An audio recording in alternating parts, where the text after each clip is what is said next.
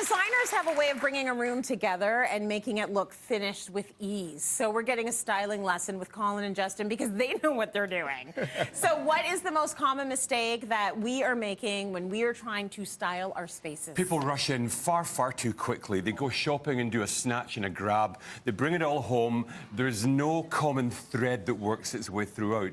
We say stop and really think before you buy anything. And when you know you love something or that it relates in some way to that which you already have or where you'd like to go, then that's your piece. Okay, yeah, because you see it in the store and you like it, but like, where does that fit? Yeah, how does it work? What's the theme here? Exactly. So you think, okay, well, what do I do with this? And that's what we're going to talk about here. Okay. So we're going to show you some rooms, and we're going to say, okay, you know what would a stylist do in these rooms? Ooh. And these are rooms that you're going to recognise, and you're thinking, okay, I can do that really simply at home. Yeah, exactly. Okay. So, Tracy, the first one that we have here is a living room vignette. Now, it's super, super easy. You find your statement wall, generally the largest unbroken wall in the room. You don't always have to furniture, you know, crammed back against the wall like a dental or a doctor's studio. Bring it forward, let it breathe. Yeah. Now, we've found an amazing piece of art positioned exactly in the middle of the vignette there. Now, that's your centre point right down the middle. Then we have to choose yellow, huh? Well, you had to. That's some the colour you got. It's not bad. Maybe red. It's not bad. Maybe red. If you go up close, you can find see it. you find your central line, Tracy, as we've done there. Yeah. And then you start with symmetry either side. So the twin glass coffee tables on one side, the twin glass coffee tables on the other side. But they're all in the background, the lamp and the lamp. Then you start to break with the symmetry and you become a bit asymmetrical down on the coffee table. Now, that looks really considered. It looks really, really inviting. Whether you're selling your home, whether you're staging it to stay, i.e. making it cosy for yourself. Yeah. I love the whole idea of staging to stay because we see stylists doing this all the time for the market. Yeah. But make it right in your place and enjoy it on a daily basis because the biggest return you can get from your home is on a daily basis, not just measurable by finance. This is your biggest income or your biggest chunk of money has gone into your home. Yeah. Enjoy it. Stage it for yourself. You've got it, Tracy.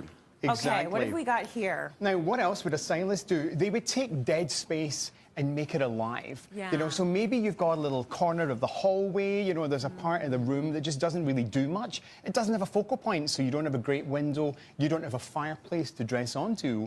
So they would create a visual focal point, and they would do it with furniture. You know, there's a console here, which is our major piece here. Nice and narrow as well, you know, with console tables, so you can use that in a smaller space. And obviously, the thing about art, stylists love to do things in threes. Yes. I don't know why, it just looks better. You know, you always see groups of threes. You see tall, middle and small little groupings of items on tables as well. It's just a really great thing to do with your home. And that's the thing, all of these things are not about spending money, they're just about spending time with the things that you've got already. So it's not even about giving it a whole new look, but maybe it's about editing who you are. You know, stylists will leave a lot of space as well. Enjoyment space is critical, so you actually can stand back and enjoy the beauty of each item.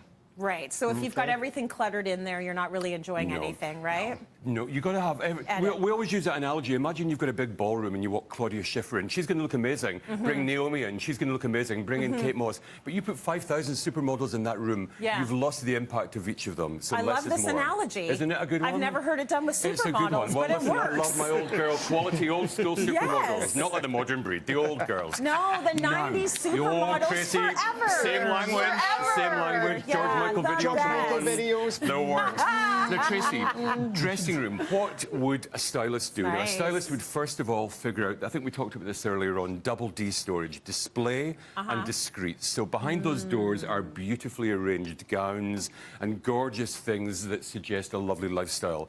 Either side of there is open storage, lots of boxes, little areas that you can auto-suggest the lifestyle. And similarly, down on that banquette, which is where you can sit as you choose your outfit for that day, a lovely handbag. Now, if you're selling your home and you've styled it like this, Tracy, top tip from Justin and Colin. Wildly unnecessary, but we love it. Top tip from C&G, if you're selling your home and you've done all of this to make it look gorgeous, create an inventory, because if you've got all of those people walking through putting things in their pockets, after every viewing, you do a count-up of what remains, girls, right? You're never coming over. No, those wandering hands. But yeah, what would his big toes. Oh, my goodness, I bring a bag with me, a trolley. Oh, look at that. I'll distract you. Look at that lovely thing there, Tracy. Oh, in the bag.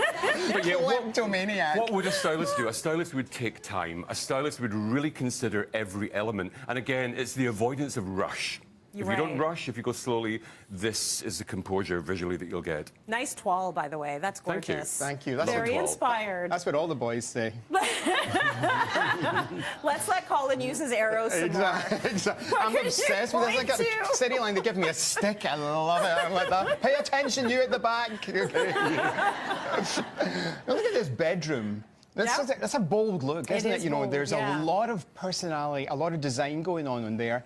But none of it is actually affixed to the walls. So if you're in a rental property, this is something you could do there as well. Yep. You know, and this is what a stylist would do. They would use soft furnishings. They would use fabrics to suggest design rather than maybe dedicated to something a bit bolder on the walls that a landlord wouldn't like.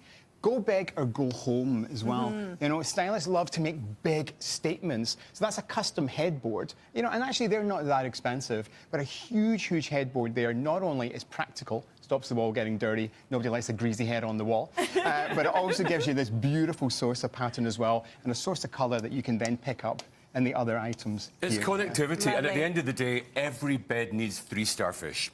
You Oh, know, every single bed. A starfish That's a triptych. stylist. That's what you need. A stylist trifecta. Exactly. rules right there. Get 3 starfish, okay? Good. That's your take.